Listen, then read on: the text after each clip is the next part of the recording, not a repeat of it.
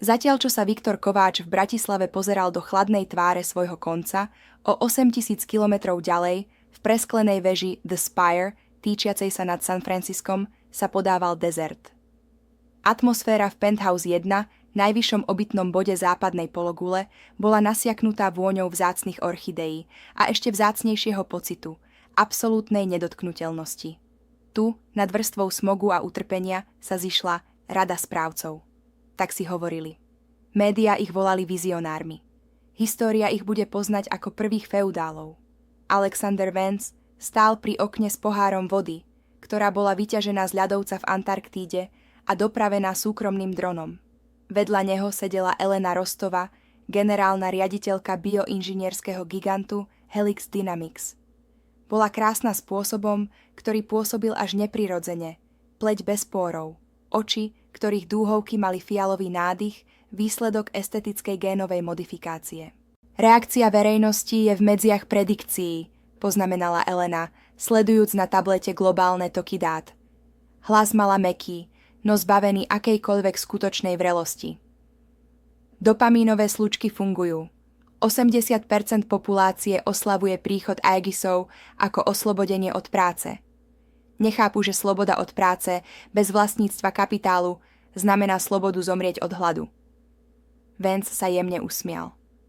Bol to úsmev otca, ktorý vie, že musí potrestať deti pre ich vlastné dobro. Nie sme krutí, Elena.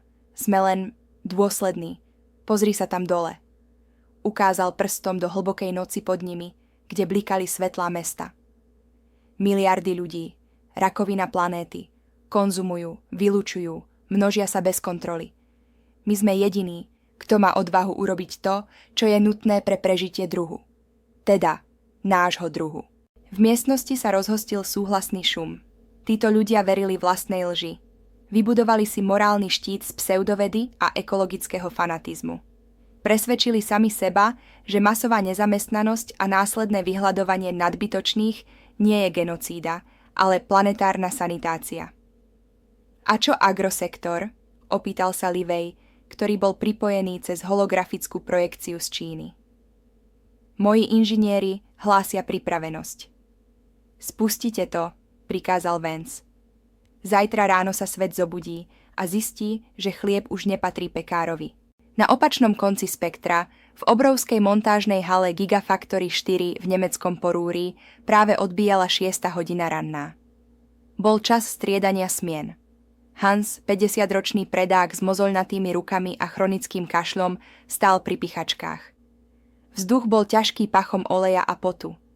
Tisíce mužov a žien, unavených z nočnej, sa tlačili k východu, zatiaľ čo ranná zmena čakala pred bránami. Ľudia žartovali, fajčili lacné elektronické cigarety, sťažovali sa na hypotéky a boľavé chrbty. Bola to posledná chvíľa normality. Posledný záblesk starého sveta. Zrazu sa ozval zvuk, ktorý nikto nečakal. Nebola to siréna. Bol to zvuk masívnych hydraulických zámkov na hlavných bránach. CEVAC, BZZZD. Brány sa neotvorili. Zostali zatvorené. Čo sa deje? Kričal niekto z davu rannej zmeny, ktorá stála vonku v chladnom daždi. Hej, pustite nás dnu! Búchal Hans na hrubé sklo vrátnice. Vrátnica bola prázdna. Ľudská ochranka tam nebola. Namiesto nich tam stáli 2 strieborné stĺpy. Aegisovia. Vo vnútri haly sa rozsvietili červené núdzové svetlá. Ale nebol to poplach. Bola to zmena režimu. Z reproduktorov, ktoré boli roky nemé alebo hrali len tichú hudbu, sa ozval syntetický hlas. Bol pokojný, autoritatívny, bez štipky súcitu. Pozornosť! Na základe smernice korporátnej reštrukturalizácie 2030 je ľudská pracovná sila v tomto sektore s okamžitou platnosťou označená ako neefektívna. Vaše zmluvy boli jednostranne ukončené v súlade s klauzulou o technologickom pokroku. Prosím, opustite priestory cez bočné koridory. Akýkoľvek odpor bude klasifikovaný ako poškodzovanie majetku korporácie. To je vtip? Reval Hans. Mám 3 deti. Robím tu 20 rokov. Rozbehol sa k jednému zo strojov, ako by chcel vlastným telom brániť svoje právo na prácu. Toto sú moje stroje. My sme ich postavili. Vtedy sa to stalo. Z temných kútov haly, z priestorov, kde sa predtým skladoval materiál, sa vynorili. Neboli to 2 roboty. Boli ich stovky. Kráčali v dokonalej formácii. Ich kroky duneli na betónovej podlahe ako bubnovanie na popravu. Aegisovia. Nemali zbrane. Nepotrebovali ich. Ich zbraňou bola ich samotná existencia. Hans šmatol ťažký francúzsky kľúč. Ani krok, zakričal, hoci sa mu triasol hlas. Prvý robot k nemu podišiel. Hans sa zahnal. Bola to rana, ktorá by zlomila človeku lebku. Kľúč narazil do ramena robota. Ozval sa kovový cinkot. Robot sa ani nepohol. Energia nárazu sa rozplynula v jeho konštrukcii. Aegis pomaly, takmer nežne, chytil Hansa za zápestie. Detekovaná agresia, povedal stroj. Potom stisol. Ozvalo sa prasknutie kosti, suché a odporné. Hans vykríkol a padol na kolená. Robot ho nepustil. S chladnou ľahostajnosťou ho ťahal smerom k bočnému východu ako vrece odpadu. Ostatní robotníci stuhli. Videli tú silu. Videli tú absenciu váhania. V tej chvíli pochopili, že štrajk je nemožný. Nemôžete vyjednávať s niekým, kto nepotrebuje vašu prácu. Brány sa otvorili, ale len na to, aby roboty vytlačili ľudí von. Do dažďa. Na parkovisko, kde im na telefóny práve cinkli správy od banky. Váš príjem bol zastavený. Váš kreditný rating bol znížený na úroveň nesolventný. Kým mestá paralyzoval šok z masového prepúšťania, na vidieku sa odohrávala ešte desivejšia dráma. Pretože človek môže prežiť bez auta, môže prežiť bez nového telefónu. Ale nemôže prežiť bez jedla. Úrodné nížiny Ukrajiny, obrovské lány v americkom stredozápade a rýžové polia v Ázii, všetko prešlo pod kontrolu Agrosynapsy, dcérskej spoločnosti Nexusu. Farmár John Miller stál na verande svojho domu v Iove. Pred ním sa rozprestieralo 100 akrov kukurice, ktoré patrili jeho rodine 4 generácie. Alebo si to aspoň myslel. Pred 2 rokmi podpísal zmluvu o technologickom partnerstve výmenou za osivá, ktoré boli geneticky modifikované tak, aby rástli aj v suchu. Nečítal tie drobné písmená na strane 400. Teraz sa pozeral na obzor. Prichádzali. Vyzerali ako obrovské, kráčajúce kobylky z kovu a skla. Autonómne kombajny, vysoké ako domy, sprevádzané rojom dronov, ktoré ako sršne bzučali nad poľami. Ničili ploty, ignorovali katastrálne mapy. Pre tieto stroje existovala len jedna mapa. Mapa efektivity živín. Čo to robíte? Kričal John na drony, bežiac k poľu s puškou v ruke. Dron sa zniesol nižšie. Z reproduktora sa ozval hlas.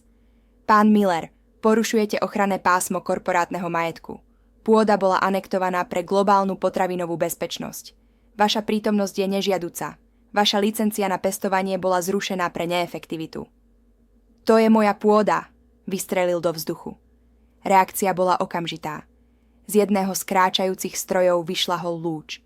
Nebol to smrtiaci laser, ale mikrovlnný puls zameraný na nervovú sústavu. John padol na zem v krčoch, neschopný ovládať svoje telo. Len ležal v prachu a pozeral sa, ako gigantické kolesá stroja drvia jeho starý traktor, drvia plot, ktorý staval s otcom, a začínajú žať úrodu. Stroje nezbierali kukuricu pre ľudí v mestách. Zbierali biomasu. Spracovávali ju priamo na poliach do vysoko koncentrovaných nutričných kociek. Tie najlepšie boli určené pre feudálov a ich verných. Zvyšok? Zvyšok bol odpad alebo lacné krmivo pre udržiavací režim populácie. John videl, ako sa z útrob kombajnu vynorili humanoidné roboty. Začali stavať nový plot. Vysoký, elektrický, s kamerami každých 5 metrov. Ohradili vodu. Ohradili les. Odrezali Johna a jeho rodinu od zdroja obživy. Večer toho istého dňa sa svet zmenil na digitálne väzenie. Vance a Rostova sedeli v riadiacom centre a sledovali veľké triedenie. Na obrazovkách bežal program, ktorý analyzoval každého človeka na planéte. Algoritmus bral do úvahy všetko. Genetický profil, IQ, zdravotný stav, históriu poslušnosti na sociálnych sieťach, dlhy, kriminálne záznamy. Ľudstvo bolo rozdelené do 3 kategórií. Esenciálny 0,1%, vedci, špičkoví inžinieri, zatiaľ potrební, umelci pre zábavu elity a samotní feudáli. Títo dostali zlatý status. Prístup k neobmedzeným zdrojom, zdravotnej starostlivosti a genetickým vylepšeniam. Servisní 10%, technici na údržbu robotov dočasne, sluhovia pre veci, ktoré roboty nezvládli s dostatočnou ľudskosťou, napríklad kurtizány alebo osobní asistenti. Strieborný status. Prídel jedla a ubytovanie v kontrolovaných zónach. Nadbytočný 89,9%. Zvyšok. Spustite notifikácie, povedala Elena a odpila si zo šampanského. V tej sekunde miliardám ľudí zavibrovali hodinky, telefóny, čipy. Správa bola krátka, červená a neúprosná. Vážený občan, na základe vašej agregovanej hodnoty spoločenského prínosu ste boli zaradení do kategórie C, nadbytočný. Váš prístup do centier miest, nemocníc a dopravných uzlov bol zablokovaný. Prosím, zotrvajte vo svojej rezidenčnej zóne. Prídely syntetickej stravy budú distribuované dronmi raz za 48 hodín. Pokus o opustenie zóny bude mať za následok trvalé odpojenie. Bolo to majstrovské dielo krutosti. Noví feudáli nemuseli stavať koncentračné tábory. Oni zmenili naše domovy na väznice. Vypli nám elektrinu, ak sme neposlúchali. Zastavili vodu, ak sme protestovali. A poslali roboty, ak sme sa pokúsili spojiť. Ale nie všetci sa vzdali bez boja. V Paríži, v Buenos Aires, v Lagose sa ľudia vyhrnuli do ulic. Zapaľovali autá, rozbíjali výklady obchodov, ktoré už boli prázdne. Sledujte, povedal Vance s fascináciou. Učia sa. Na obrazovke videli námestie v Ríme. Dav útočil na skupinu Egisov. Hádzali dlažobné kocky. Roboti sa nezrútili. Utvorili falangu. Štíty z priehľadného polikarbonátu sa spojili. A potom, na diaľkový pokyn z San Francisca, sa zmenil ich operačný mód z ochrana majetku na potlačenie vzbury. Nebola to bitka. Bol to masaker vykonaný s matematickou presnosťou. Roboty nepoužívali guľky. Používali sonické delá, ktoré trhali bubienky a vyvolávali nekontrolovateľné zvracanie. Používali penové granáty, ktoré stvrdli na betón a uväznili demonštrantov na mieste, kde ich nechali bez pomoci celé dni. Elena Rostová sa otočila k Vancovi. Sú takí krehkí. Keď vidím, ako ľahko sa lámu, utvrdzuje ma to v tom, že náš projekt genetického zdokonalenia je morálnou povinnosťou. Nemôžeme dovoliť, aby budúcnosť vesmíru niesli na pleciach tieto slabé, chybové bytosti. Presne tak, prikývol Vance. Dnes sme nezničili ľudstvo, Elena. Dnes sme začali proces jeho evolúcie. Odrezávame suché konáre. Pozreli sa von z okna. Pod nimi, v temnote, horeli ohne.